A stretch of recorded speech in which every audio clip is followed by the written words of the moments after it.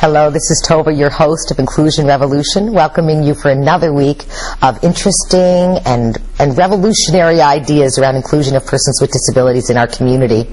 This week, Paul, my cohort, is going to be joining me to talk about something that I think is very, very important. A response to employers who've actually come to us and said, we have questions and we have needs and we want to be good, inclusive employers, but we don't know how.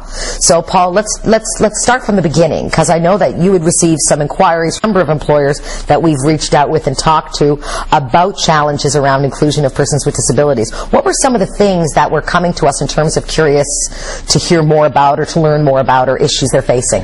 Well, the response from the employers was basically some of the issues were how to hire and how to retain employees with disabilities. Basically, how to keep the staff they have, how to transmit that message to the existing staff of inclusion and accommodation.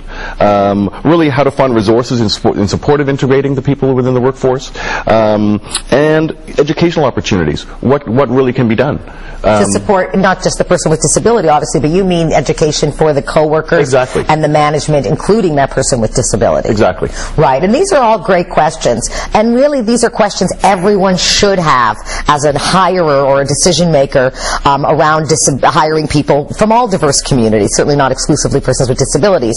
So in response to all of these inquiries from employers, we've partnered with Reachability, a number of local businesses, the Tourism Industry Association of Nova Scotia, Teamwork Cooperative, very important disability employment agency here in our community, as well as with the Halifax International Airport Authority, and I know I'm leaving out lots of people, Department of National Defense, and really what we've done is we've decided to come together as an employer-driven day and develop a conference that we're calling Business for Tomorrow.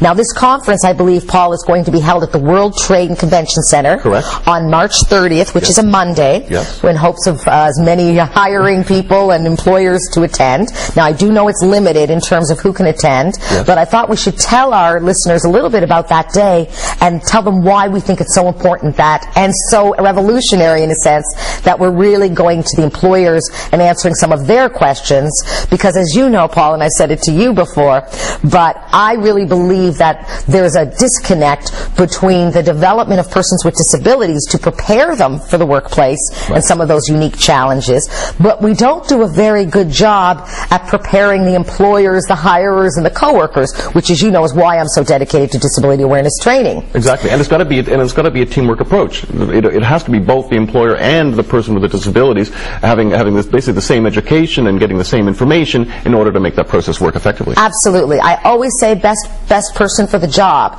but sometimes the best person doesn't get the job because there's a lack of understanding of the capacity of that person to do the job, or we have some stigmas around myths that we've held over time, or we don't understand the law and we're afraid we're going to get sued because we think it's America and you're going to get $1 million for a cup of coffee spilling on your lap. Right. I mean, whatever it is. So there's a lot of misinformation out there, and although I believe persons with disabilities have a plethora of potential services in our community to develop and prepare them, and certainly Reachability is a great example of services for persons with disabilities who want to go to work, whether they're not quite ready, they're ready, or they think they're ready and are going to find out maybe they need to do more, or they want education but they're not sure how to pursue it. These programs, like the For Youth at Reachability, like the Success 20 program at Reachability as well, are all really good examples of preparing the client or that person with disability to go out and interview. But what about the interviewer? What about the employer? So I do see the importance of this Business for Tomorrow conference, and I wanted to spend a little time talking about it to our audience today, because not just because I want everyone to go, because frankly it's very limited space. I know you have to contact promotions at reachability.org if you're interested in attending as an HR person or an employer. Any agencies interested in being participants with that, again, promotions at reachability.org. And I know there is more information on the actual conference on the reachability.org website, which you can either enter directly or feel free to come to inclusionrevolution.com, and we link directly to them as well. But the thing that's interesting about this conference, and what I think is revolutionary, is the kinds of things that the conference is going to be offering. So an employer or an HR person comes into this conference saying, well, I'm of good intentions, I'm not sure what it all means, but I want to be a better employer. And I don't know how to do it. And I don't know how to do it. And frankly, I want to represent my community. And as I've said before, Nova Scotia does have the largest per capita population of persons who self-identify as living with disability in this country. That's an amazing statistic. That in itself means we need to be revolutionary, as you know, in what we're doing. So this Business for Tomorrow conference is a new idea. Hasn't been done completely. In fact, I did a conference very much like that for the Alberta government about a year ago. So I'm familiar with bringing people together to talk about employer challenges. But this particular conference is really employer-driven. And what really excited me about it was to see all of these partners from the hospitality industry, from industrial industry, right. People who are just small business owners contacting us and saying, I'm interested, talking to people whether they're from Pete's Boutique or whether they're at IMP, and getting a lot of interest in getting specific questions answered. And I thought that it would be really good time for us to talk about what are those issues and some of the ways that we believe that this conference is going to address them. Excellent. And even if you don't make the conference, I should tell you that Podium TV here on Eastlink is also going to be filming it as a special series on Podium TV, and we'll get the dates of when that's going to be happening a little later. But I want you to keep your eye on Podium TV here on Eastlink, because you will get to see those sessions even if you don't attend. That said, what are some of the things that really came out of the employer discussions, Paul? I know you've been involved in some of them, that people said they really need to hear more about. One of the big things is eliminating stigmas. There's a lot of stigmas in the workforce. People are frightened maybe by someone in a wheelchair. They don't know how to respond to a coworker in a wheelchair. And we've talked before about avoidance over offense. Exactly. Also, making it easy to hire someone with a disability. A lot of times people have misconceptions about, maybe they'll have more time off than other employees. They'll be sick more often. Exactly. All of those things. They'll sue them if they try to fire them. I've heard it all. Yes, exactly. So it's really frightening, I think, from an employer's point of view, of saying, do I hire someone it's going to be more of a hassle or take more time? Right. And that's definitely a perception that came out of our employer panels and our employer outreach, isn't it? Exactly. Well, one of the sessions I know that the conference is going to be, I looked at the schedule, so I do know this. I wanted to be prepared for you, Paul.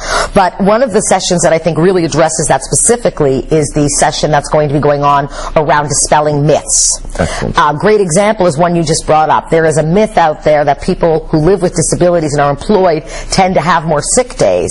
And actually a study by DuPont proved that that is simply not the case. And in fact, persons with disabilities tend to come in crawling, sometimes hands and knees, which we hope nobody does, because if you've got a cold, do me a favor, stay home. But anybody, they actually have better attendance as a result. Right. I know another issue that came up is the challenge around how much is it going to cost me more. For instance, what's going to happen with my WCB? Right. And that's another famous myth. And frankly, this session will also talk about those kinds of things. And I'll give you a little hint. They cannot raise your WCB or workman's compensation costs as a result of hiring a person with disability. So there's a little scoop on one of those myths that we're going to be dispelling. I also think that session is really, really important because we want to be honest. We want people to have a forum to say, I really don't know. And I feel that that's a powerful thing and a dignified thing to do, is to say the words, I don't know. Right. And this myths dispelling session that I know is going on, and I believe Christopher Bork of Reachability will be teaching that class and really pulling out some of the most common myths that our employers, because we've done a lot of outreach and needs assessment before getting to this point with the conference, and I think Chris is going to do a fantastic job on really drawing on those fears and those misrepresented myths that have become so much a part of our fabric, we don't even realize they're myths. Right. As a result, I think that session is going to be very, very intriguing. But we can talk about myths, but we also have to provide them a little information about what we call duty to accommodate, I know. And I believe Ken McLean of Boyne Clark is going to join us and talk about duty to accommodate. But for those of you employers who are watching today, he's going to talk about the ease of it, not how to get out of it, because that shouldn't be the focus. The focus should be to understand what duty to accommodate means, understand how it works for you. Now we're going to take a quick break, and when we come back, Paul and I are going to continue sharing with you why Business for Tomorrow conference on March 30th at the World Trade and Convention Center is truly an inclusion revolution event. We look forward to seeing you in just a moment.